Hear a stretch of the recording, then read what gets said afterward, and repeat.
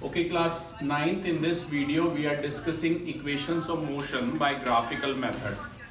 This is a velocity time graph. Velocity time graph आपको एक given है जिसकी इनिशियल वेलोसिटी जीरो नहीं है, क्योंकि अगर इनिशियल वेलोसिटी जीरो होती तो बेटा ये ओ से स्टार्ट होता, बी तक जाता। ठीक है, इसकी इनिशियल वेलोसिटी ओ ए दे रखी है, यू दे रखी है, और ग्राफ फिर ये वेलोसिटी टाइम ग्राफ है यूनिफॉर्म उसका, देखो ए से बी तक गया। राइट, अभी मैंने आपको एक केस भी डिस्कस किया था, आप ध्यान से देख सकते हैं। It is a velocity time graph. Velocity time graph क्या देता है? ये एक्सेलरेशन देता है, आपको पता है velocity upon time, change in velocity upon time is acceleration. तो ये, लेकिन ये एक ऐसा वेलोसिटी टाइम ग्राफ है जिसकी इनिशियल वेलोसिटी जीरो नहीं है, मैं बार बार ये कह रहा हूँ। ठीक है, तो ये ए बी है यहाँ पर इसका यूनिफॉर्म। अब ध्यान से देखिए, ये इनिशियल वेलोसिटी यू है, ए ओ, और ये एक रेक्टेंगल है ए डी सी ओ, एक रेक्टेंगल है। अगर रेक्टेंगल की अपोजिट साइड इक्वल होती है, चारों एंगल 90 होते हैं, तो उसी से ये ओसी स्मॉल टी था और एडी भी स्मॉल टी आ गया। ऐसे ये एओ भी स्मॉल यू है और डीसी भी स्मॉल यू है, ये आपको पता ही है, रेक्टेंगल की अपोजिट साइड्स इक्वल होती हैं। राइट, अब इसके बाद क्या किया मैंने, इसके बाद ये फाइनल वेलोसिटी है, जब बॉडी ए से बी पोजीशन तक पहुंची है तो उसकी वेलोसिटी इनिशियल यू से चेंज होके स्मॉल वी हो गई है। राइट, ये फाइनल वेलोसिटी हो गई है। तो अब ये फाइनल वेलोसिटी वी है, ये इतना u है, तो ये बाकी बी डी कितना हो जाएगा? v माइनस यू हो जाएगा। अगर आप डिराइव भी करना चाहें तो आप इसे ऐसे लिख सकते हैं, B C is equal to B D plus D C. आप लोग थोड़ा सा उधर हो सकते हैं, अगर तुम्हें प्रॉपर नजर आएगा। मैं इसको इधर कर दूँ। We have B C is equal to B D plus D C. B C की जगह v है, बी डी हमें फाइंड आउट करना है क्लास, और DC की जगह U है। मैंने पहले ही बताया था AO और DC आपस में इक्वल है क्योंकि रेक्टेंगल है, और AD और OC भी आपस में इक्वल है, रेक्टेंगल की अपोजिट साइड इक्वल होती है। BD is equal to class आ गया V माइनस यू। और जैसा कि मैंने आपको पहले बताया कि हम यहाँ पर तीनों equations of motion graphically prove कर रहे हैं, और इक्वेशंस ऑफ मोशन आपको ऑलरेडी पता है, V is equal to U plus AT, S equal to UT plus half AT square, and V square minus U square equal to 2S। पर graphically prove करने को आएंगी तो ग्राफिकली प्रूव करनी है, ये नहीं फिर सिंपल मेथड से कर देंगे, ये ध्यान रखना। अब इसमें बेटा थोड़ा सा 11th क्लास का कंसेप्ट है, एक्सेलरेशन जो होती है ना, एक्सेलरेशन इक्वल टू होती है स्लोप ऑफ ए बी। मुझे पता है अभी ये 11th क्लास का कंसेप्ट है। स्लोप क्या होता है? स्लोप का सिंबल वैसे स्मॉल m होता है, ये 10th क्लास में आता है, स्लोप tan थीटा के इक्वल होता है। अभी आपको क्लास इतनी डिटेल में नहीं ध्यान रखना, बस ये 3 स्टेप याद रखना। Acceleration equal to slope of A B, slope of A B tan theta होता है, ये आप 10th क्लास में पढ़ेंगे, और tan थीटा का फॉर्मूला होता है परपेंडिकुलर अपॉन में बेस, इसे थीटा बोलते हैं, ये जीरो के बीच में जो कांटा सा लगा है, दैट इज कॉल्ड थीटा।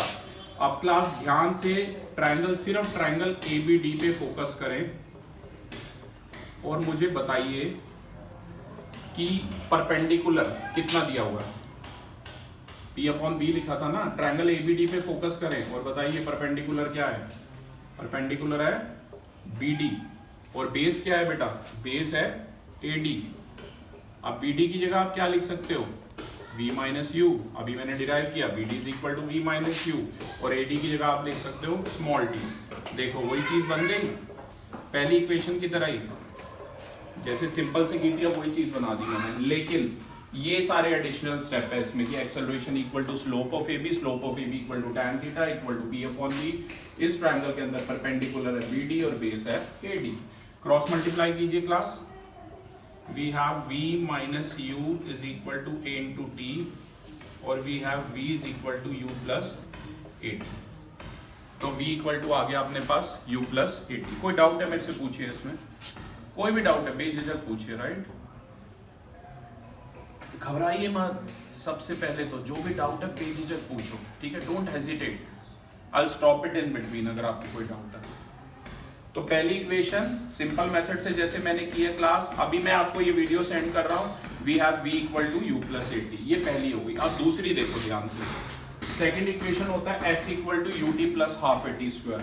अब सेकंड इक्वेशन के लिए आपको यहाँ क्या करना है? आपको यहाँ करना है distance, distance equal to speed into time तो होता है, पर वो फंडा नहीं लगाना। यहाँ पर बस ये लेना है, डिस्टेंस है S, और यहाँ पर एरिया लेना है, एरिया AOCDB का निकालना है।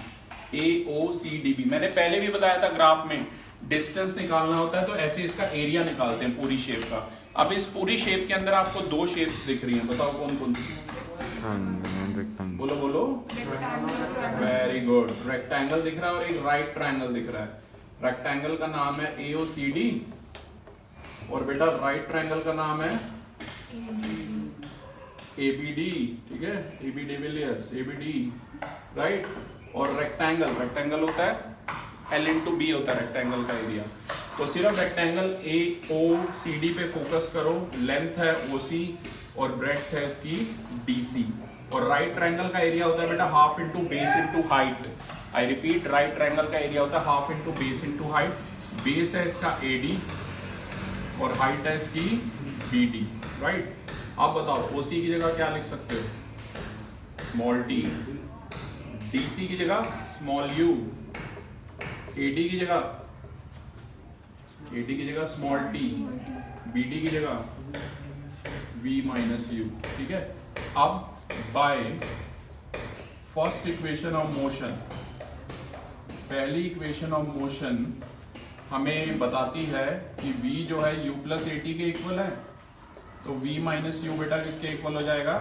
AT के। ये TU हो जाएगा पर इसे UT लिखना है अल्फाबेटिकली, ठीक है। और यहाँ पर बेटा T के प्लेस पे T लिखना है और V माइनस U के प्लेस पे AT लिखना है। कैसे लिखना है ये मैंने डिराइव कर दिया, राइट। अब ध्यान से देखिए, अगर आप इसे सॉल्व करेंगे तो आ जाएगा S is equal to UT plus half AT square. तो यही हमें डिराइव करना था। क्लास में एक बार फिर से क्विकली बता देता हूँ मैंने किया क्या है। मैंने बस एरिया निकाला है, रेक्टेंगल और ट्रायंगल के एरिया को ऐड किया है, उसमें वैल्यू सब्स्टिट्यूट किया और यहाँ पर v माइनस यू की जगह AT लिखा है, ठीक है। ये हो गई सेकंड इक्वेशन। थर्ड इक्वेशन के लिए फिर से डिस्टेंस, पर इस बार ये जो शेप है ना, किसी को ट्रेपेजियम नहीं लगी है क्योंकि ये पैरेलल होती है। ध्यान से देखो, ट्रेपेजियम लग रहा है। डिस्टेंस हो जाएगा एरिया ऑफ ट्रेपेजियम। ट्रेपेजियम का नाम है यहाँ पर AOCB। लगा था ट्रेपेजियम। ट्रेपेजियम में क्या होता है? एक पेयर, नॉर्मल ट्रेपेजियम में अपोजिट पेयर एक साइड का पैरेलल होता है। ये वाली आमने सामने वाली साइड्स पैरेलल होती है। ये होता है नॉर्मल। एक होता है आइसोसेलेस, उसमें नॉन पैरेलल साइड इक्वल होती है। अगर ये आइसोसेलेस नहीं बोला मैंने क्योंकि यहाँ पर OC और AB इक्वल नहीं है, ये नॉर्मल ट्रेपेजियम है। One pair of opposite side is equal. Trapezium का एरिया याद है किसी को? Half into sum of parallel sides into distance between them. यहाँ पर पैरेलल साइड एक है OA। मैं फिर से बता दूं, ट्रेपेजियम का एरिया है half into sum of parallel sides into distance between them, right. तो पैरेलल साइड है बेटा यहाँ पर OA और BC और उनके बीच का डिस्टेंस है OC। ध्यान से देखो, अब तुम्हें है ना बीच वाली लाइन AD नहीं नजर आनी चाहिए जब मैं ट्रेपेजियम की बात कर रहा हूँ। अब बताओ बेटा, OA की जगह क्या लिख सकते हैं? Come on, U, very right। BC की जगह V, OC की जगह स्मॉल t। फिर से by first equation of motion, first equation of motion क्या कहती है?